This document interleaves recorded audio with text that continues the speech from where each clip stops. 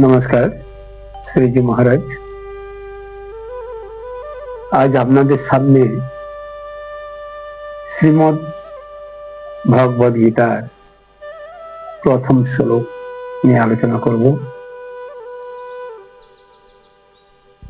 স্বয়ং ভগবান শ্রীকৃষ্ণ তিনি এই গীতার জনক, অর্থাৎ তার মুখ নিঃসৃত বাণী বা কথা নিয়ে শ্রীমদ ভগবদ গীতা রচনা হয়েছে। এই ভগবদ গীতার প্রথম অধ্যায়ের প্রথম শ্লোক, ধর্মক্ষেত্রে কুরুক্ষেত্রে সমবেতাইশ্বর মামকা পাণ্ডবশ্চৈব কিং কুর্বত সঞ্জয়। অর্থাৎ বলছেন যে ধর্মক্ষেত্রে কুরুক্ষেত্রে,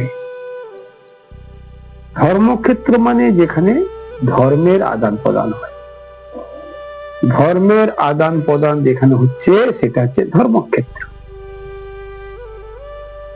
আর কুরুক্ষেত্র মানে হচ্ছে কি না সেই ধর্মক্ষেত্র, কারণ সেখানে যারা যারা মারা যাবে তারা সবাই বীরগতি প্রাপ্ত হবে, অর্থাৎ তারাও স্বর্গে চলে যাবে। তাহলে ধর্ম না করলে তো স্বর্গ লাভ হয় না। এখন ভগবানের কি লীলা, স্বয়ং ভগবান শ্রীকৃষ্ণ কি সুন্দর ভাবে তার লীলা প্রকট করেছেন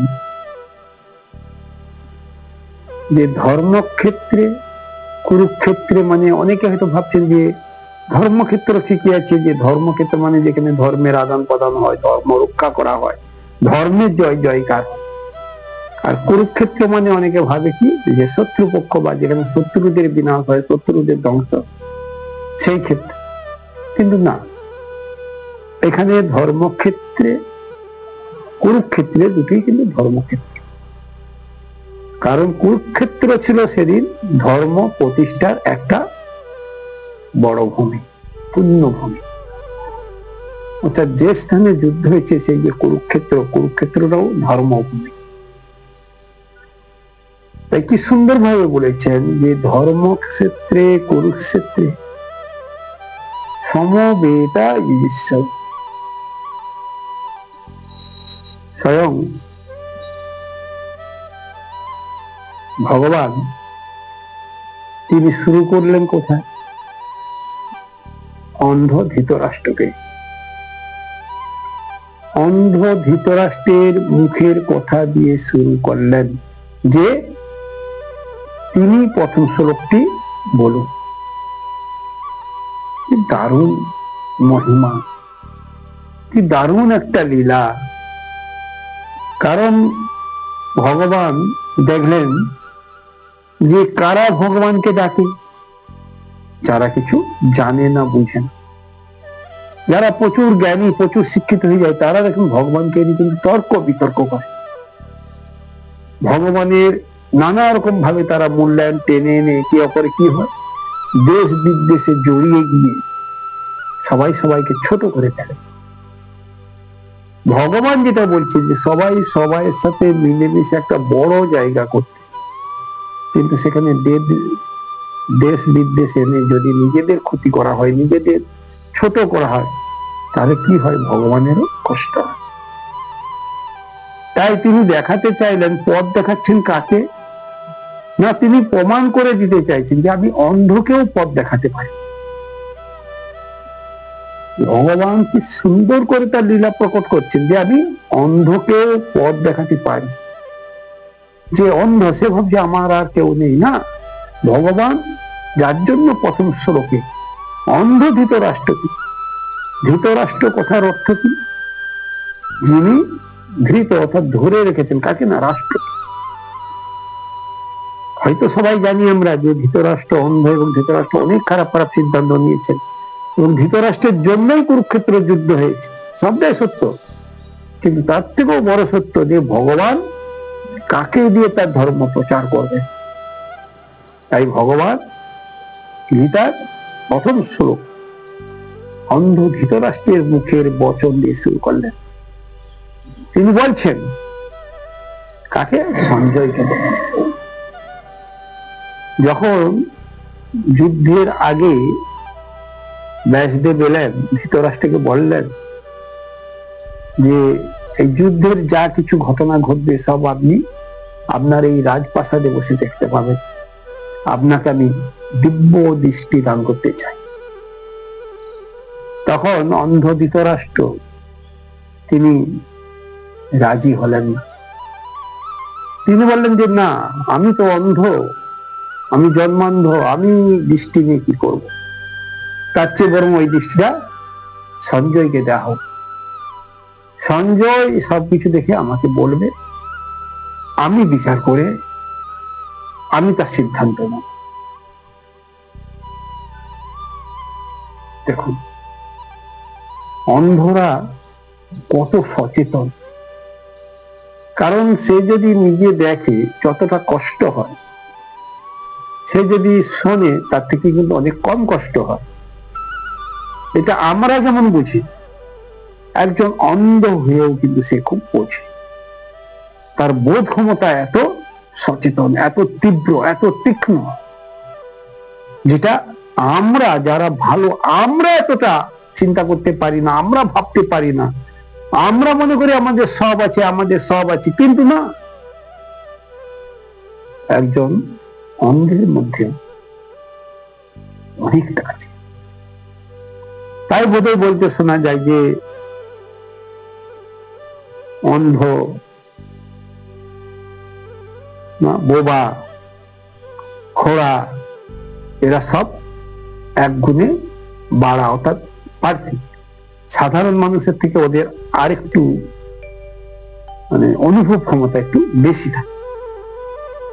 দেখবেন বোবা যারা হয়, অন্ধ যারা হয়, খোড়া যারা হয়, কালা যারা হয়, তারা কি হয়, অনেকটা বেশি ভাবে অনুভূতি প্রবণ হয়ে যায়। তাই ধৃতরাষ্ট্র যখন সঞ্জয়কে বললেন যে না, সঞ্জয় থেকে আমাকে বলুন, বেদব্যাস সঞ্জয়কে দিব্য দৃষ্টি দান করেছিলেন। তাই সেই যুদ্ধের শুরুতে স্বয়ং ধৃতরাষ্ট্র সঞ্জয়কে প্রশ্ন করলেন। এখানেও একটু বোঝার আছে যে কেন ভগবান প্রশ্ন দিয়ে প্রথম শ্লোক শুরু করলেন। কারণ মানুষের জানার আগ্রহ যাতে আরো বাড়ে। ভগবানকে জানার আগ্রহ, আপনি ভক্ত, আপনি যদি ভগবানকে জানার আগ্রহ আপনার মধ্যে না থাকে, তাহলে আপনি কি জানবেন? অর্থাৎ আপনার ইচ্ছা নেই। তাহলে ইচ্ছা না থাকলে কি হয়? উপায় হয় না। তাই বলছে ইচ্ছা থাকলে উপায় হয়। তাহলে ইচ্ছাটা হচ্ছে জানার ইচ্ছা। ভগবানকে জানার ইচ্ছা কোথায়? তার প্রশ্ন যে ভগবান কে, ভগবান কি রকম দেখতে, ভগবান কি খায়, ভগবান কোথায় থাকে, ভগবান কি কি করতে পারে, এই যে জানার নানা রকম ইচ্ছা, যা থেকে প্রশ্নের সৃষ্টি। তাই গীতার প্রথম শ্লোকে ঠিক একটা আমাদের জীবনে যা যা দরকার, ধর্মপথে যাওয়ার জন্য আপনার যা যা করণীয়, ভগবান দেখুন কি সুন্দর করে গীতার প্রথম শ্লোকে সেটা আমাদের শিখিয়ে দিচ্ছেন। তাই ধৃতরাষ্ট্র বললেন, কি বললেন না, ধর্মক্ষেত্রে কুরুক্ষেত্রে সমবেতা যুযুৎসব। সঞ্জয়, এই যে ধর্মক্ষেত্রে কুরুক্ষেত্রে সমবেত হয়েছেন, যুযুৎসব কিসের জন্য? না, যুদ্ধ করার জন্য। কারা? না, মামকা পাণ্ডবাশ্চর্য, আমার সন্তানগণ এবং পাণ্ডবাশ্চর্য এবং পাণ্ডবের সৈন্যগণ। তাহলে আমার সন্তান, আমাদের সৈন্য এবং পাণ্ডব এবং পাণ্ডবের সৈন্য। কিং কুর্বত সঞ্জয়। সঞ্জয়, তুমি আমাকে একটু দেখে বলো তো, ওরা এখন কে কিভাবে আছে? যুধিষ্ঠির প্রথম শ্লোকে সঞ্জয়ের কাছ থেকে জানতে চাইলেন যে আজ এই ধর্মক্ষেত্রে কুরুক্ষেত্রে যে যুদ্ধ শুরু হচ্ছে।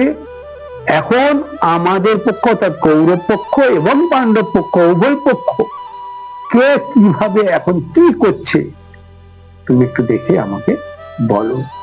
সে যাচাই করতে চাইছে যে ব্যাসদেবের দেওয়া দিব্য দৃষ্টি সত্যি না মিথ্যা, না কতটা সত্যি কতটা মিথ্যা, সে যাচাই করে নিতে চাইছে। আমাদের ঠাকুর রামকৃষ্ণকে যেমন আমাদের বিবেকানন্দ যাচাই করে নিত, এখানেও দেখুন যাচাই করে নেওয়ার একটা সুযোগ স্বয়ং ভগবান আমাদের শিখিয়ে দিচ্ছেন। অর্থাৎ আপনারা ধর্মপথে আসার আগে ধর্ম কি, ধর্মকে জানার জন্য আপনাদের যদি আগ্রহ না থাকে তাহলে কি হবে, আপনারা ঠিক ভাবে শিখতে পারবেন। তাই প্রথম শ্লোকে প্রশ্ন দেওয়া হলো এবং এমন একটা প্রশ্ন দেওয়া হলো, এমন একটা পরিবেশ তৈরি করে দেওয়া হলো যে পরিবেশটা প্রতিটি মানুষ ব্যবহার করে থাকে। অর্থাৎ আমরা সবসময় কি চাই যে আমার মানে মা মকা, আমাদের পক্ষ কৌরব পক্ষ, পরে আছে পাণ্ডব পক্ষ। একটা শ্লোকের মধ্য দিয়ে কি দারুণ গভীর তত্ত্ব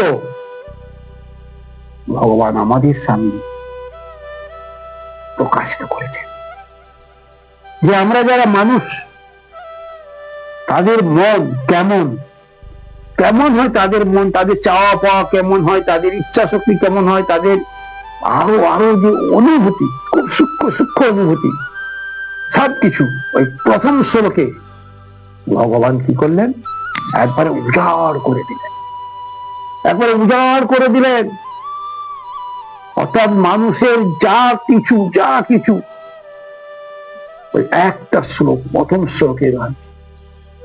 অর্থাৎ আমি কিছু জানি না, আমি জানি নাই, কিছু বুঝি নাই, কিছু দাও হে দেখায় বুঝাই, তুমি নির্মল করো মঙ্গল করো মলিন মর্ম মিছায়। আমরা ছোটবেলায় কি করতাম, প্রার্থনা করতাম। হ্যাঁ, এই জন্য করতাম যে ভগবানকে আমরা এইভাবে যদি ডাকতে পারি তাহলে ভগবান আমাদের কৃপা করেন।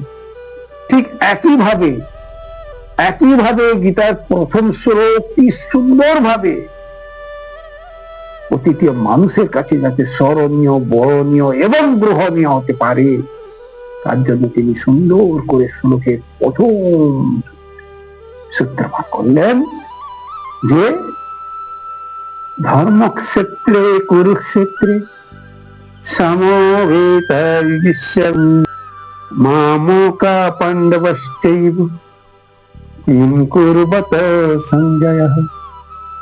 হে সঞ্জয়, তুমি বলো, আমাকে একটু দেখে বলো যে ওরা এখন কিভাবে আছে।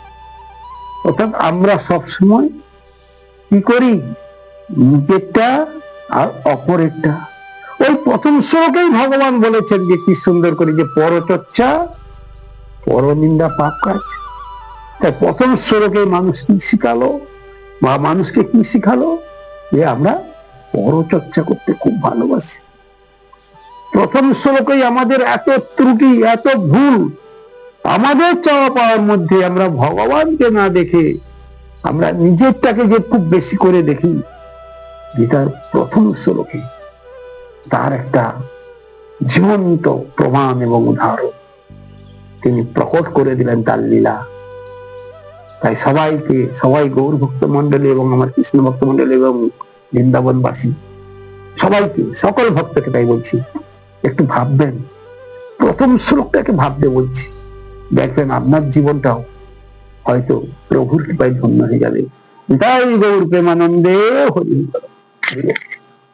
রাধে রাধে।